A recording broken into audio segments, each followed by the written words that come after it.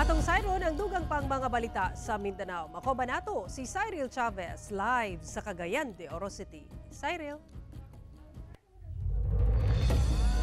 Salamat Sara. Temporaryong dili makapamasada ang ana sa kapin 50 ka mga public utility vehicle o PUV driver sa Zamboanga Peninsula human nagpositibo sa paggamit og illegal nga droga atol sa random drug testing sa PDEA Region 9. Ang detalye sa report ni Efren Mamak.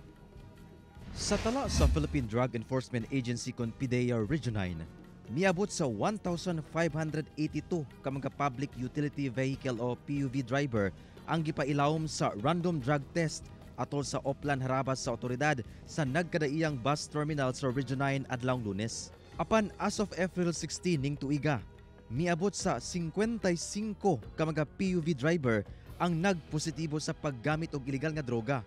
Sa maong ihap, 28 niini ang natala sa mga PUV driver nga anaa sa Zamboanga Integrated Bus Terminal sa Zamboanga City, kung diin 14 niini mga jeepney driver ug 14 sab mga tricycle drivers.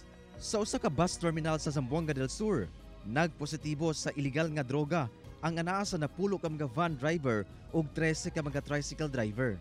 Samtang upat ka mga tricycle driver sab ang nagpositibo sa usa ka bus terminal sa Zamboanga, Sibugay. Hinuon walay nagpositibo sa mga PUV driver sa Zamboanga del Norte. Matud sa PDEA 9, sa mga first-time offender nga nagpositibo, nakatakdang i-refer matud pa kini sa ilang nagkadaiyang Anti-Drug Abuse Council alang sa intervention program. Apan sa karon, dili una sila makapamasada sanglit temporaryo nga gikumpiska sa LTO ang ilang mga driver's license. Temporarily nakakonfiscate po ang kanilang mga driving licenses andun po sa LTO. Pero makukuha nila ulit once makomplete po nila ang kanilang intervention program.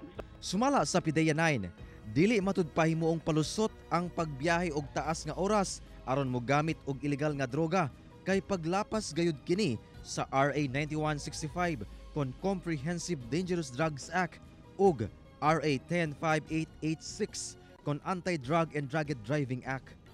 Mahigpit na pinagbabawal ang paggamit ng illegal na droga, lalo na kapag ikaw ay nagdadrive, gamiting excuse na pampahaba ng working hours. Kauban si Bong Vicencio, Efren Mamak. 1 Mindanao.